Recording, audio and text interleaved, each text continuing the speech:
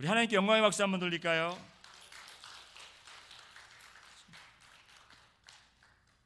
우리 주님은 너무나도 멋지신 분입니다. 우리가 실수가 많고 우리가 신실하지 못하고 성실하지 못하더라도 주님의 신실하심으로, 주님의 성실하심으로, 그리고 주님의 완전하심으로 우리를 이끄십니다. 우리한테 구원이 달렸다면 아마가 아니고 구원받을 사람이 하나도 없습니다. 그렇죠, 여러분? 너무나도 다행인 게, 너무나도 은혜스러운 게, 구원은 하나님께 달린 것이고 구원은 예수 그리스도를 통해 이루어졌다라는 것입니다. 오늘 말씀 보시겠습니다. 히브리서 12장 1절부터 13절까지 말씀 보시겠습니다. 히브리서 12장 1절부터 13절까지 우리 다 찾으셨으면 한 목소리로 우리 함께 봉독하겠습니다. 히브리서 12장 1절부터 13절까지입니다. 시작. 이러므로 우리에게 구름같이 둘러싼 허다한 증인들이 있으니 모든 무거운 것과 얽매이기 쉬운 죄를 벗어버리고 인내로써 우리 앞에 당한 경주를 하며 믿음의 주요 또 온전하게 하시는 이인 예수를 바라보자. 그는 그 앞에 있는 기쁨을 위하여 십자가를 참으사 부끄러움을 개의치 아니하시더니 하나님 보좌 우편에 앉으셨느니라. 너희가 피곤하여 낙심하지 않기 위하여 죄인들이 이같이 자기에게 거역한 일을 참으신 이를 생각하라. 너희가 죄와 싸우되 아직 피 흘리기까지는 대항하지 아니하고 또 아들들에게 권하는 것 같이 너희에게 권면하신 말씀도 잊었도다. 일러스되 내 아들아 주의 징계하심을 경히 여기지 말며 그에게 꾸지람을 받을 때에 낙심하지 말라. 주께서 그 사랑하시는 자를 징계하시고 그가 받아들이시는 아들마다 채찍질 하심이라 하였으니 너희가 참음은 징계를 받기 위함이라. 하나님이 아들과 같이 너희를 대우하시나니 어찌 아버지가 징계하지 않는 아들이 있으리요. 징계는 다 받는 것이거늘 너희에게 없으면 사생자요 친아들이 아니니라. 또 우리 육신의 아버지가 우리를 징계하여도 공경하였거든 하물며 모든 영의 아버지께 더욱 복종하며 살려 하지 않겠느냐. 그들은 잠시 자기의 뜻대로 우리를 징계하였거니와 오직 하나님은 우리의 유익을 위하여 그의 거룩하심에 참여하게 하시느니라. 무릇 징계가 당시에는 즐거워 보이지 않고 슬퍼 보이나 후에 그로 말미암아 연단받은 자들은 의와 평강의 열매를 맺느니라.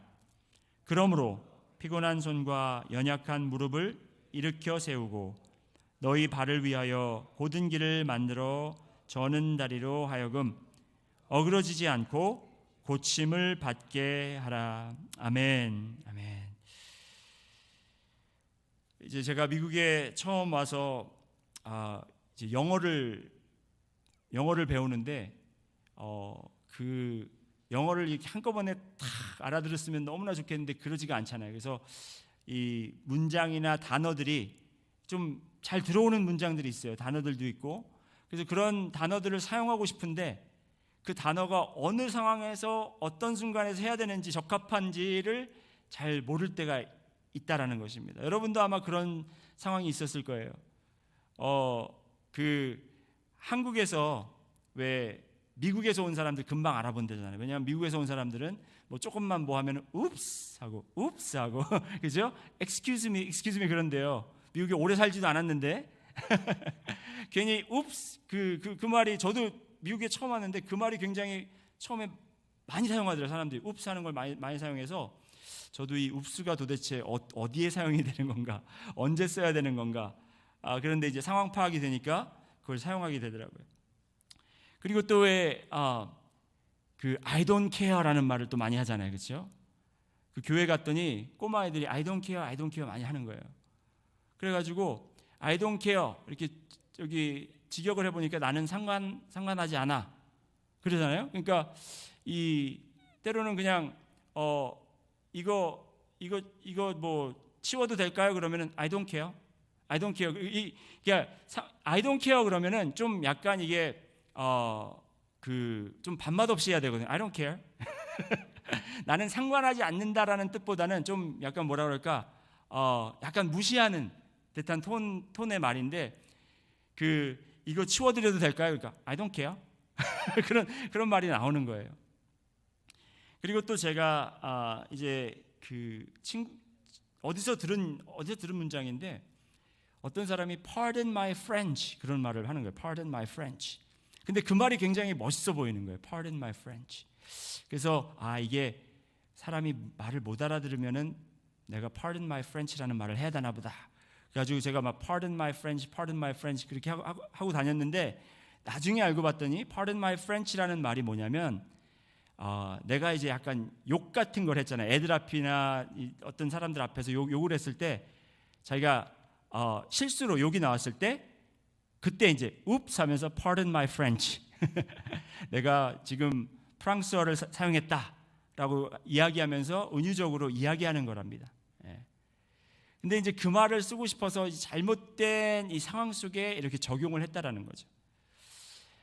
제가 이 말씀을 왜 오늘 수요 예배 성경 공부를 하면서 이 말씀을 왜 드리냐면, 우리가 성경 말씀에도 좋은 말씀들이 많아요. 그렇죠? 성경 말씀에 좋은 말씀들이 많은데 그걸 어디다 써먹고 싶은데, 상황과 그 맞지 않는 상황에 우리가 아니면 그 말씀을 정확하게 이해하지 못하고 사용할 때가 많이 있다라는 것입니다. 특히 오늘 본문 말씀에 우리가 2절에 믿음의 주요 또 온전하게 하시는 이인 예수를 바라보자, 이 말씀 굉장히 우리 많이 들어봤고 사용했잖아요. 그렇죠? 그런데 이 말씀을 정확하게 어떠한 목적에서 이 말씀이 쓰여졌고 사용되어 있는지, 그래서 우리의 삶에 이게 어떻게 적용되어야 되는지는 알고 있는 분들이 많지 않다라는 것입니다. 예를 들어서 또 다른 구절 잘 쓰는 게 뭐예요, 여러분? 제가 자주 말하는데, 머리가 될지언정 꼬리가 되지 하게 마옵시며, 우리가 그 이야기를 언제 많이 하죠? 축복 기도할 때 많이 해요. 자녀를 위해서 축복 기도할 때. 여러분, 우리 자녀들이 다 머리만 되면은 그거는 몬스터죠. 몬스터, 괴물이죠. 다 머리만 있어. 몸통은 없고 꼬리도 없고. 그죠? 그리고 또 두세 사람이 함께 있는 곳에 내가 거한다. 그런 말씀 우리가 하면서 이제 뭐 두세 사람이 모여 있는 이곳이 교회다. 이곳에 하나님이 있다라는 표현으로 하는데, 그 말씀이 쓰여진 그 배경이 뭐냐면, 마태복음 18장에 형제가 잘못했을 때 증인으로 세워지는 그 뜻으로 그 말씀이 적혀졌는데, 우리가 이렇게 말씀을 부분적으로 떼어내서 그 컨텍스트에 맞지 않게 사용할 때가 있다는 것입니다. 그런데 오늘 이 너무나 좋은 이 말씀 2절, 믿음의 주요 또 온전하게 하시는 이인 예수를 바라보자. 우리 한번 다 같이 그거를 한번 읽어볼까요? 믿음의 주요 또 온전하게 하시는 이인 예수를 바라보자까지만. 시작. 믿음의 주요 또 온전하게 하시는 이인 예수를 바라보자. 자, 우리가 그 말씀을 사용할 때 2절을 다 사용하는 것도 아니에요. 그 앞부분만 사용해서 우리가 아마 어려울 때라든지 믿음이 필요할 때 이제 이 말씀을, 아니면 우리가 위로가 필요할 때 이 말씀을 사용하는 것을 제가 본 적이 있습니다. 그런데 우리가 이 말씀을 제대로 이해를 하려면 1절과 2절이 연결이 되어야 되고, 또 나머지 부분도 다 이해가 되어야 되는 것이고, 그리고 히브리서 12장 전에 있던 모든 내용들을 다 이해를 하셔야 되는 거예요. 그런데 여기 계신 여러분들은 지금까지 히브리서 강해를 들으셨기 때문에 이 히브리서 12장 2절 말씀이 어디서 어떻게 사용되어야 되는지를 너무나도 잘 알고 계시리라 믿습니다. 아멘. 자, 여러분 1절 말씀 보면은 이러므로 하고 시작이 됩니다. 이러므로 우리에게, 이러므로라는 건 뭐예요? 여러분 11장에 지금 믿음의 영웅들에 대해서 쭉 소개를 했습니다. 그래서 우리가 정말 우리가 보이지 않는 것에 확신을 가지고 우리가 받은 영생의 그 언약 위에 서서 굳건히 서서 믿음을 포기하지 않고 우리가 이렇게 주님 앞으로 순종하며 나가야 한다라는 결심을 해야 되는데, 결단을 해야 되는데, 이러므로, 그렇기 때문에 우리에게 구름같이 둘러싼 허다한 증인들이 있다라고 이야기를 하고 있습니다. 위험한 상황 속에서 우리가 믿음을 포기해야만 살 수 있을 것 같은 그런 상황 속에서 이 말씀이 쓰여진 것이고, 또 11장을 통해서 믿음은 우리가 그냥 희박하게 우리가 이거를 그냥 희망사항으로 잡고 있는 한 줄기 보이지 않는 줄이 아니라 예수 그리스도를 통해 약속된 영생에 대한 확신이다라는 내용을 정확하게 우리가 이해를 한 이후에 이 2절을 다시 한번 봐야 되겠습니다. 우리에게 이 믿음의 확신이 있다, 영생의 약속이 있다. 그렇기 때문에 우리 앞에 어떠한 어려움이 닥치고 어떠한 고난이 닥치더라도 우리는 믿음의 주요 또 온전하게 하시는 이인 예수를 바라보자. 그 말씀을 우리가 이해할 때 이 말씀에 더욱더 힘이 있고 이 말씀에서 우리가 위로를 받을 수 있다는 것입니다. 이 우리를 둘러싼, 구름같이 둘러싼 허다한 증인들이 있다고 했는데, 이 증인들은 누구를 이야기합니까? 11장에 소개된 믿음의 영웅들, 그렇죠? 아벨, 에녹, 아브라함, 사라, 노아, 모세, 라합, 기드온, 삼손, 다윗, 사무엘, 이런 사람들이 다 우리 앞 믿음의 영웅들이기도 하지만 그들이 증인들로, 곧 이 믿음에 대한 증거를 가지고 있는 사람들, 믿음에 대한 확신을 가지고, 정말 영생에 대한 확신을 가지고 삶을 사는 이 증인들이 우리에게 있기 때문에, 우리가 그들을 알기 때문에 우리가 이 말씀을 이제 모든 그 다음 모든 무거운 것과 얽매이기 쉬운 죄를 벗어버리고 인내로서 우리 앞에 당한 경주를 한다. 그렇게 1절에 이야기하고 있습니다. 히브리서 기자는 유대인 제자들에게 이제 강하게 권면을 하는 것입니다. 이제 1장부터 쭉 유대인들에게 예수 그리스도는 천사보다도 위대하다, 율법보다도 위대하다, 그리고 모세보다도 위대하다, 제사장보다도 위대하고 성전보다도 위대하고, 그리고 우리가 드리는 제사보다도 위대한 분이 바로 예수 그리스도다라고 이제 길게 소개를 했습니다. 그리고 이제 10장 중반부터 11장까지 이 믿음에 대해서 어떻게 우리가 살아야 될 것에 대해서 이야기를 하면서, 이제 11장에는 우리의 믿음의 조상들은 이 위대한 예수 그리스도에 대한 약속을 믿음으로써 이들이 이 명단에 오른 것이지, 그들이 뭔가 엄청난 이런 업적을 남겼기 때문에 이 히브리서 11장에 그 이름을 기록한 것이 아니다라는 것을 우리가 분명히 알아야 되는 거예요. 노아, 모세, 위대한 사람들입니다. 하지만 그들이 위대한 이유는 그들 자체가 위대해서가 아니고, 그들이 무엇을 위대한 일을 해서가 아니고, 그들은 우리와 같이 평범한 사람들이나 위대하신 예수 그리스도에 대한 약속을 그들이 분명히 믿었기 때문에, 하나님의 약속을 믿었기 때문에 그들의 이름이 이곳에 실렸다라는 것입니다. 그래서 여러분과 저도 이 히브리서 기자가 이 글을 쓰면서 이 편지를 받아볼 유대인 그리스도인들도 마찬가지지만 그 후에 있을 다음 세대 예수 그리스도를 구주로 영접한 자들, 곧 교회 성도들은 이 말씀을 가지고 우리가 다 같이 이 권면을 받아야 되는데, 우리도 이런 사람들처럼 믿음의 생활을 해야 된다는 것입니다. 믿음의 생활을 11장 1절에 어떤 것과 비교를 하냐면 경주와 비교를 하고 있습니다. 인내로서 우리 앞에 당한 경주를 하며, 자, 여기 경주를 한다라는 표현을 쓴 이유가 있는데 무엇이냐면, 여러분 잘 보세요. 우리가 이제 믿음의 생활을 하실 때, 여러분과 제가 지금 다 믿음의 생활을 하고 있잖아요. 믿음의 생활을 하고 있을 때 마치 경주하는 것처럼 해야 된다는 거예요. 경주하는 것처럼. 그런데 경주자가 어떻게 해야 되냐? 자, 1절 말씀 자세히 보세요, 여러분. 중간 부분부터 보겠습니다. 1절에 보면 모든 무거운 것을 어떻게 해요? 벗어버리고, 그리고 얽매이기 쉬운 죄를 벗어버리고 인내함으로써. 그러니까 세 가지가 필요한데 첫 번째가 뭐냐면 무거운 것을 내려놓고, 두 번째가 얽매이기 쉬운 죄를 벗어버리고, 세 번째가 인내해야 되는 거예요. 너무나 간단합니다. 간단한데 우리 삶에 적용하기는 그렇게 간단하지가 않은 거예요. 자, 왠지 제가 한번 설명을 드리겠습니다. 얽매이기 쉬운 죄를 벗어버리라 하는 것은 이해가 돼요. 나쁜 거니까, 해로운 거니까. 그리고 우리가 앞으로 달려가는 것을 붙잡고 있기 때문에. 여러분, 경주하는 사람이 이제 막 신발끈을 이렇게 한쪽 신발끈을 묶고 이렇게 해야 되는데 양쪽 신발끈을 같이 이렇게 묶어버렸어요. 그러면 이 사람이 경주를 할 수 있겠습니까? 없겠습니까? 없죠. 그럼 어떻게 해야 돼요? 풀어서 제대로 다시 묶어야 되겠죠. 죄는 이런 것과 마찬가지예요. 앞으로 달려가야 되는데 달려갈 수 없게 우리를 막는 거라는 것이에요. 저는 여러분이 어떤 죄를 짓고 있는지 알지 못해요.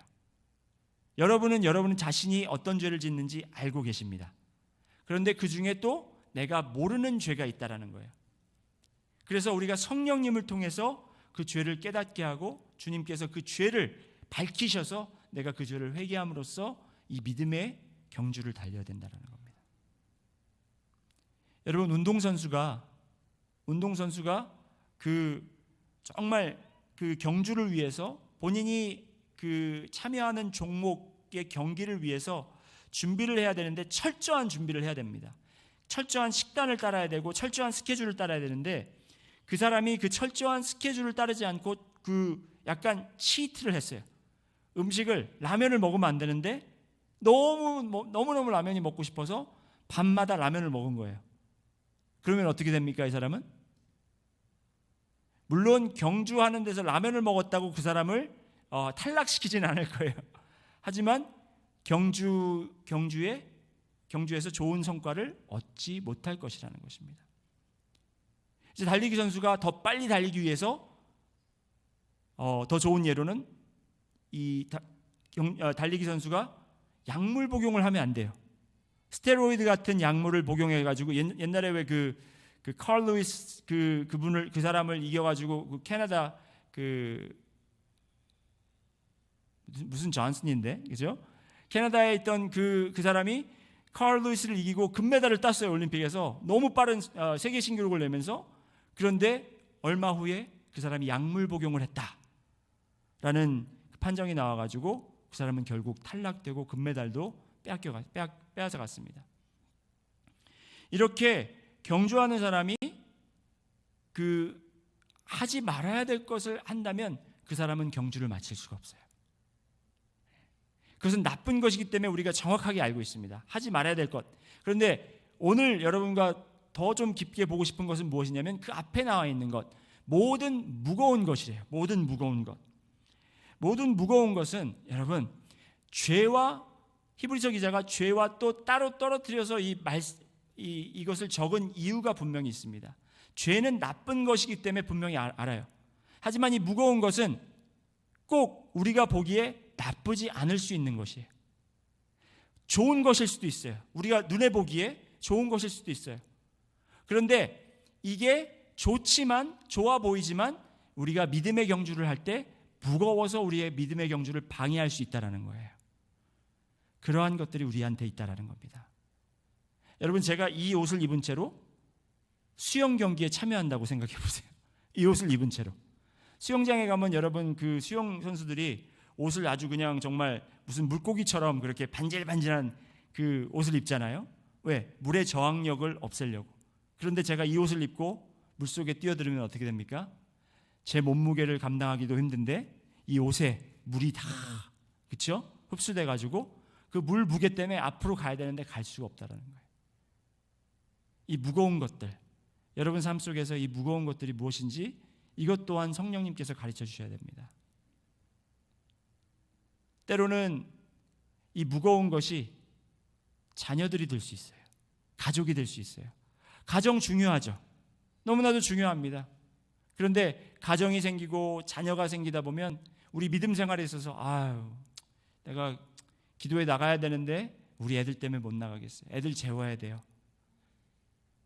여러분, 저는 우리 부모님이 7시에 정확하게 안 재우셔도 잘만 자랐거든요. 그런데 요즘 부모님들은 7시가 되면 꼭 재워야 되고 안 재우면 무슨 큰일 날 것 같고, 그죠?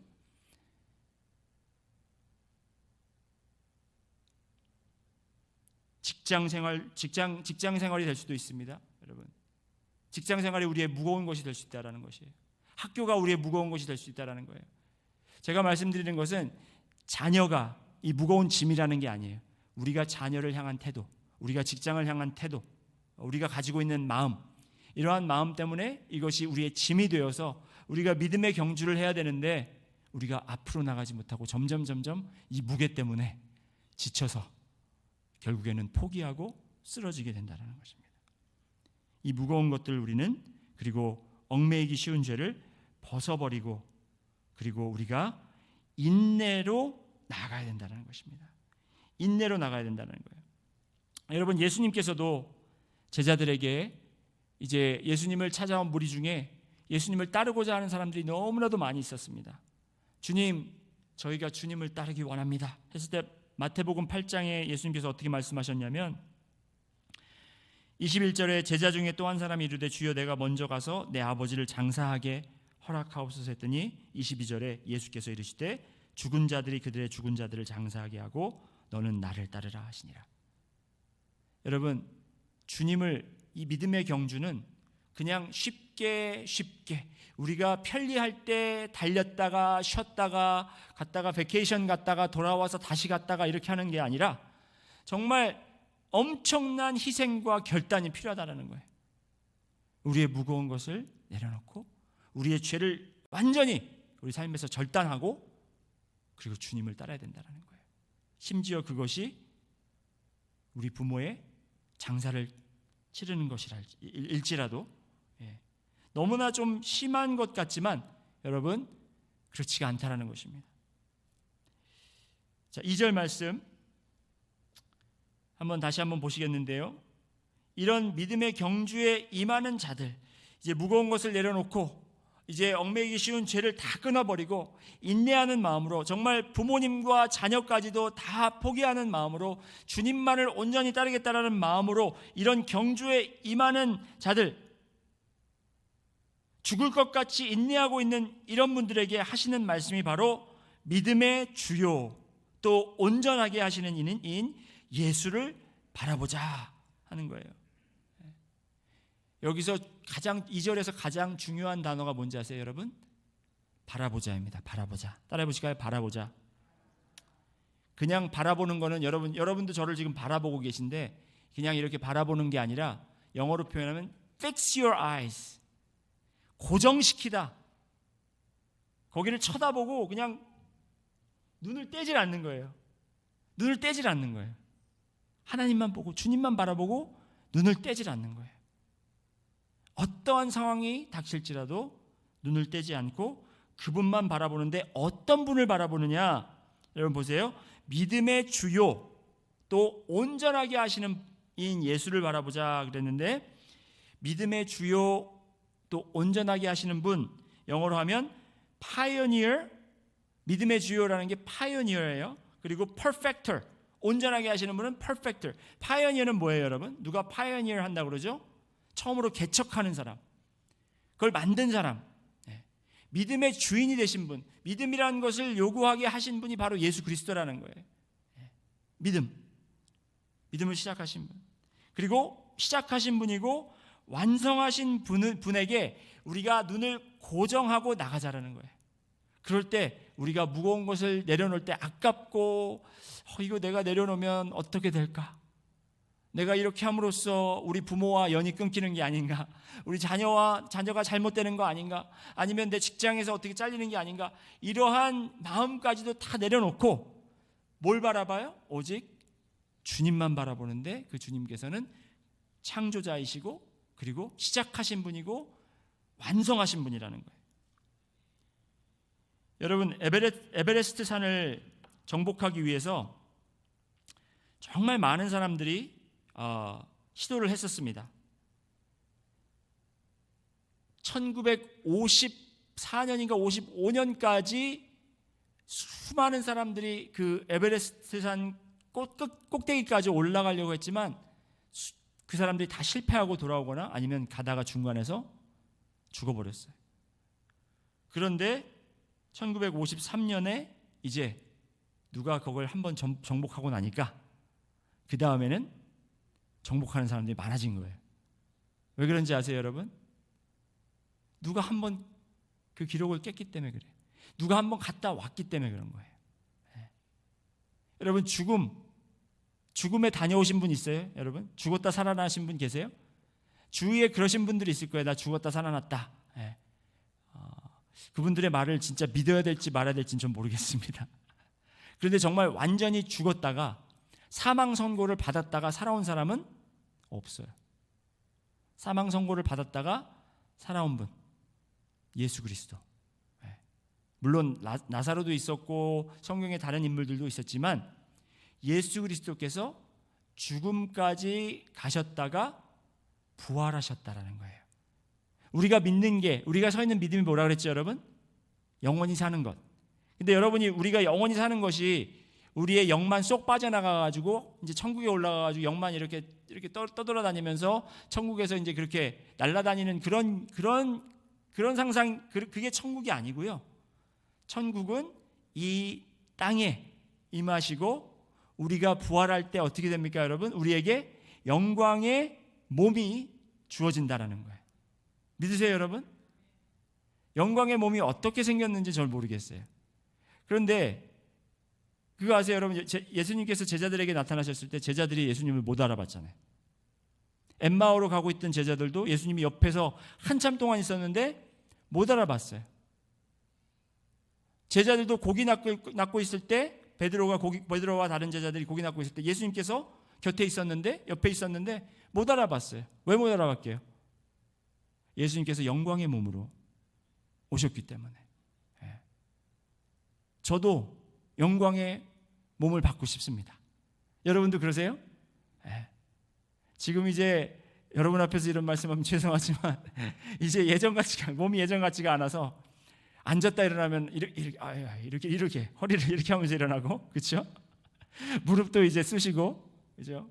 여러분 막 고개를 막 흔들면서 아이고 어린 것이 뭐 벌써 조금 더 있어봐라 그러시는데, 여러분 우리 다 같이 늙어가는 처지예요. 아멘, 그렇죠? 그리고 더 중요한 것은 우리 다 같이 영광의 몸을 받을 거예요. 그때 되면은 정말 얼마나 우리 권사님들 지금도 너무 아름다우시지만 젊었을 때 또 얼마나 아름다우셨을 거예요, 그렇죠? 근데 그 영광의 몸을 받으시면 또 얼마나 빛이 나고 그러시겠어요. 그것을 우리가 바라며 우리가 기대하고 있는데, 바로 예수 그리스도께서 믿음으로 그것을 시작하신 이유가 뭐냐면, 예수 그리스도가 이 땅에 우리의 몸을 가지고 오셨어요. 오셔서 죽음을 당하셨어요. 그리고 사흘 만에 부활하셨어요. 그 모습을 제자들에게 보이셨어요. 그리고 하늘로 올리셨어요. 그게 뭐냐? 너희들도, 왜? 예수님께서 인간의 모습으로 오셨기 때문에 너희들도 똑같이 이렇게 죽을 것이지만 다시 살아날 것이고 다시 하늘에 오를 것이다. 천국이 내려와서 천국에 임할 것이다. 그것이 우리에게 주신 소망이라는 거예요, 여러분.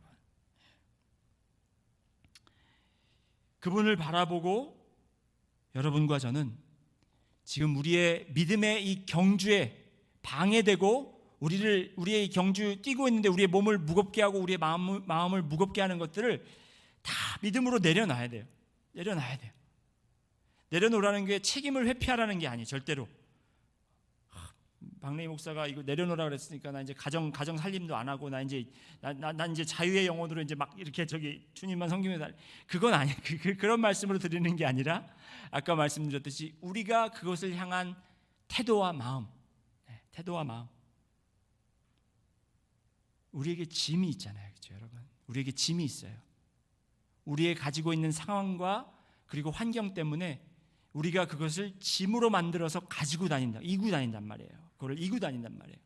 그 짐을 내려놓으라는 것이지 우리의 책임을 회피하라는 것이 아닙니다. 조금 이따가 더 설명을 드리겠습니다, 여기에 대해서.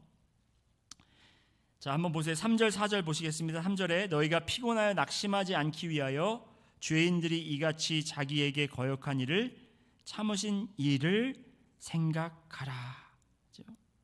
그리고 4절에 너희가 죄와 싸우되 아직 피 흘리기까지는 대항하지 아니하고.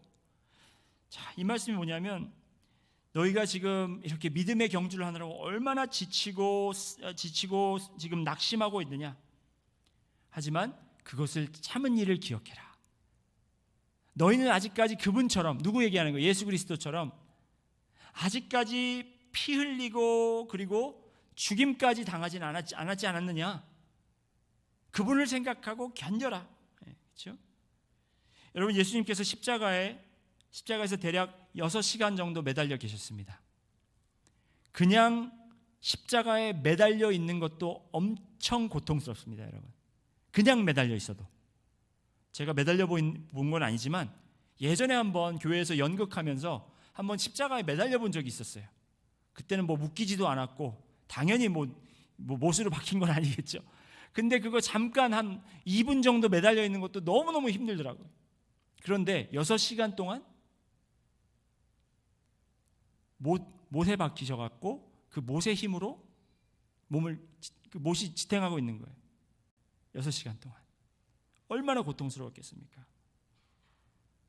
그런데 그 6시간뿐 아니라 그 전날 잡히셨어요. 그 전날 밤에 잡히셔서 밤새도록 여기저기 끌려다니면서 고문당하시고, 그리고 또 맞으시고, 그리고 무거운 십자가를 어깨에 메시고 골고다 언덕을 오르셨습니다. 그 시간을 다 합해보면 여러분, 그분은 엄청난 고난을 당하셨는데 왜 그가 그 고난을 당하시면서 왜 그 십자가 위에서 그렇게 인내하셨느냐? 바로 여러분과 저의 믿음을 위해서, 우리가 그 믿음을 갖게 하기 위해서.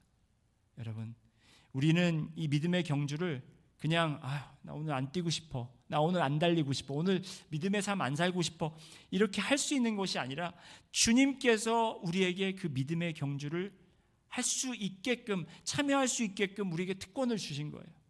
그렇기 때문에 오늘도 여러분과 저는 열심히 달리면서 무거운 것을 내려놓고, 이게 달리다 보면 또 이게 무거운 게 달라붙거든요. 그러면 그거를 내려놓고 우리는 또 달리며 또 달리고 또 달려야 되는 거예요. 자, 이제 5절부터 13절까지 말씀을 한번 보시겠습니다. 5절부터 13절까지의 말씀은 징계에 대해 이제 말씀을 하고 있는데, 제가 먼저 짚고 넘어가야 할 것이 있습니다. 이 징계란 단어, 우리가 딱 들으면, 언뜻 들으면 징계라고 하면 왠지 처벌하다란 말처럼 들립니다. 그런데 우리가 분명히 아셔야 될 것은 5절부터 13절까지 나오는 이 징계는 처벌하는 것이 아니에요. 처벌과는 무관하고, 처벌이 아니라 그 헬라어로 파이데이아스라는 말인데, 파이데이아스라는 말은 교육하다, 훈련하다라는 말이에요. 징계하다라는 게 아니라, 처벌한다라는 말이 아니고 교육하고 훈련한다, 이 말씀입니다. 어떤 훈련인가? 5절 말씀 한번 같이 읽어보시겠습니다. 어떤 훈련인지 우리가 알 수 있는데, 5절 시작. 또 아들들에게 권하는 것 같이 너희에게 권면하신 말씀도 잊었도다. 일러스되 내 아들아, 주의 징계하심을 경히 여기지 말며 그에게 꾸지람을 받을 때에 낙심하지 말라. 네. 어떤 훈련인 것 같아요, 여러분? 아들됨의 훈련이에요. 아들을 훈련하고 아들에게 훈계하고 아들에게 이렇게 아들을 교육시키는, 아버지가 아들을 교육시키는 그런 것을 말씀한다라는 거예요. 주님께서 우리에게 어려움을 주시고 우리가 정말 힘든 상황에 놓여 있는 것이 하나님께서 우리를 징계하시는 것이 아니라 하나님께서 우리를 사랑하시기 때문에 우리를 아들처럼 딸처럼 훈련하신다라는 거예요. 6절 말씀, 7절 말씀 한번 계속 보실까요? 주께서 그 사랑하시는 자를 징계하시고 그가 받아들이시는 아들마다 뭐예요? 채찍질 하심이라 하였으니 너희가 참음은 징계를 받기 위함이라. 하나님이 아들과 같이 너희를 대우하시나니 어찌 아버지가 징계하지 않는 아들이 있으리요. 제가 한 1년 정도 그 달라스에 있을 때 그 YMCA에서 농구 코치로 제가 봉사를 했었습니다. 그 제가 농구 코치를 봉사를 한 이유가 뭐냐면 그 저희 아이들이 거기서 이제 농구 팀에 들어가서 이제 농구를 했기 때문에 코치가 필요하다고 그래가지고 제가 어쩔 수 없이 이제 그 아이들 농구를 좀 잘 할 수 있도록 돕기 위해서 제가 이제 자원봉사에서 그 YMCA에서 농구 코치 역할을 했었는데, 제가 맡고 있던 팀에 제 둘째 아들이 있었습니다. 캐럴슨이 이제 그 팀에 있었는데, 제가 그 팀 아이들에게 다 아무도 이제 특별 대우를 해주지 않으려고 노력을 했고, 또 다 공평하게 제가 대하려고 했는데, 이제 게임이 끝나거나 아니면 끝나기 전에 제가 캐럴슨을 불러다가 어떻게 해요? 소리를 지르고 혼내고 그래요. 왜? 아들이니까. 제 아들이니까 더 잘하라고, 아들이라고 특별한 훈련을 더 시키는 거예요. 물론 제가 쓴 방법이 가장 좋은 방법은 아니었겠고, 그도 받아들이면서 아마 거기에 대한 상처가 있겠죠. 왜 나만 가지고 이러나. 나는 잘하고 있는데. 하지만 아들이기 때문에 내가 그에게 더 윽박지르고, 아들이기 때문에 내가 더 그에게 싫은 소리를 하고, 왜? 더 잘하게 하기 위해서. 여러분이 지금 겪고 있는 어려움들이 하나님께서 여러분을 미워하셔서 아니면 징벌하시려고, 징계하시려고 하시는 것이 아니라 여러분을 사랑하셔서, 여러분이 분명히 이것을 통해서 훈련 받아야 되는 무엇인가가 있기 때문에 그래요. 지금 그게 벌써 3년 전이, 제가 아들을 코치한 지가 벌써 3년 전인데 아직도 그 아들이 저의 마음을 이해는 못해요. 그 시간이 이렇게 지났는데도 언제 이해할지는 알지 못합니다. 아마 자기도 이제 아버지가 되면, 자기가 아버지가 돼서 아들이 이제 무슨 운동을 할 때 아마 같은 마음이 생기겠죠. 여러분, 우리도 마찬가지예요. 지금 겪고 있는 여러분에게 주어진 그런 어려운 순간들, 믿음이 요구되고 아니면 때로는 믿음을 포기하고 싶게 만드는 그런 상황들이, 여러분, 우리가 생각할 때 하나님 왜 저한테 왜 이렇게 하시는 거예요? 왜 제가 뭐 잘못했습니까? 할 수 있지만, 여러분, 하나님께서 여러분이 그것이 필요한 훈련이기 때문에 주셨다라는 것을 분명히 깨달아야 된다는 것입니다. 8절 말씀 보시겠습니다. 징계는 다 받는 것이거늘 너희에게 없으면 사생자요 친아들이 아니니라. 오히려 우리에게 힘듦이 없고 우리가 믿음이 요구되는 상황들이 없다면 여러분 한번 걱정해 보셔야 돼요. 내가 친자식이 아닌가? 하나님 나를 사랑하시는 건가? 여러분, 이런 말씀이 때로는 머리로는 이해가 되지만 마음으로 받아들여지지가 않을 때가 있어요. 제가 너무나 그걸 잘 알고 있습니다. 그런데 제가 며칠 전에 어떤 분과 대화를 하다가 이런 얘기를 들었습니다. 그러니까 제 사촌 동생, 그 지금 어스틴에 살고 있는 사촌 동생 시어머니가 한 달 전에 갑자기 돌아가셨어요. 제가 이제 전화를 했는데, 오빠 나 지금 한국 가고 있어. 한국 너 다음 달에 가기로 한 거 아니니? 그랬더니 근데 우리 시어머니가 돌아가셔서 갑자기 가게 됐다고 그래요. 근데 이제 제가 그 식구들을 알아서 이제 그 식구들하고 좀 통화를 했는데, 그게 이제 상황이 어떻게 된 거냐면, 그 어머님께서 심장 수술을 받으셨어요. 심장 수술을 받으셨는데 이제 그 스탠스, 거기 이제 모니터링 하는 그 기계가 있는데 그 배터리를 정기적으로 갈아줘야 된다고 그러더라고요. 근데 이제 그 갈아야 되는데 이제 시기가 됐는데 병원에 가서 이 배터리 좀 갈아주세요 했더니 조금 더 있어도 될 것 같아요. 아드님하고 따님 오신다고 그랬죠? 그때 갈면 되겠네요. 그러면서 그거를 한 3주나 4주를 더 미뤘대요.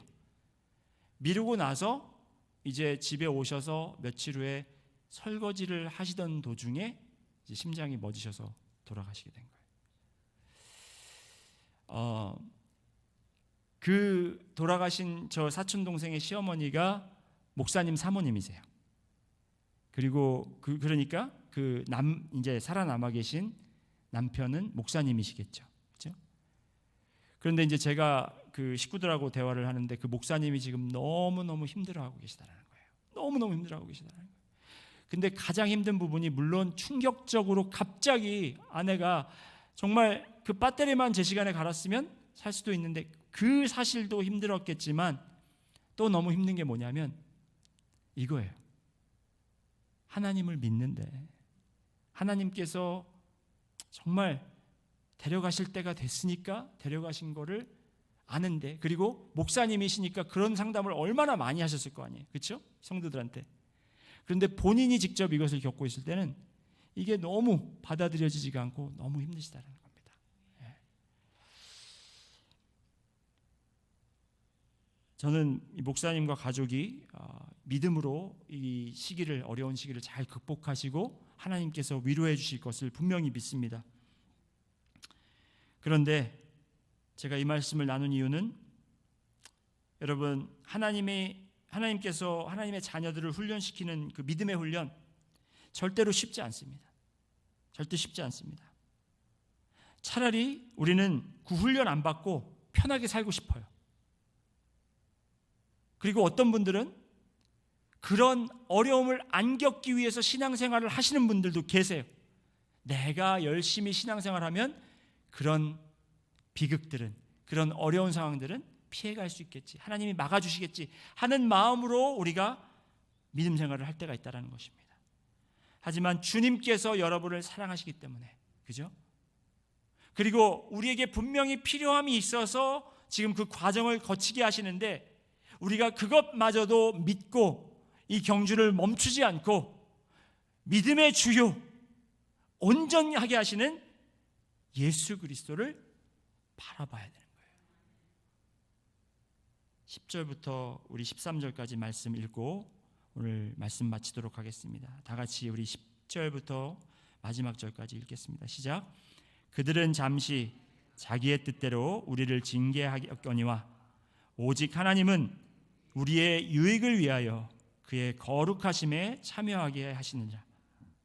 무릇 징계가 당시에는 즐거워 보이지 않고 슬퍼 보이나 후에 그로 말미암아 연단받은 자들은 의와 평강의 열매를 맺느니라.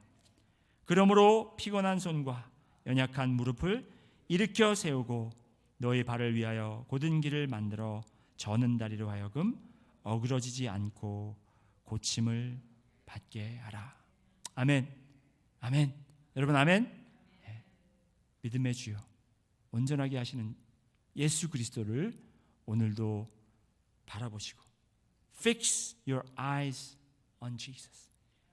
아까 찬양한 것처럼 그분의 얼굴을 향하여, 그의 말씀을 향하여 오직 성령의 힘으로 오늘도 믿음의 경주를 달리시는 여러분과 제가 되기를 주님의 이름으로 축원드립니다. 기도하겠습니다. 사랑해 주님 감사합니다. 오늘도 말씀을 통하여 위로하심 감사합니다. 저희가 지금 지고 가는 이 짐들이 너무나도 무겁고 아버지 하나님 정말 감당하기 어렵습니다. 주님께서 노라고 하실 때 저희가 이 짐들을 내려놓을 수가 없습니다. 저희의 믿음이 부족한 건지 아니면 정말 저희가 아직 이것을 놓을 준비가 안 되어 있는지 그것은 알 수 없습니다. 하지만 주님, 오늘도 우리에게 믿음을 주셔서 저희가 모든 것을 주님께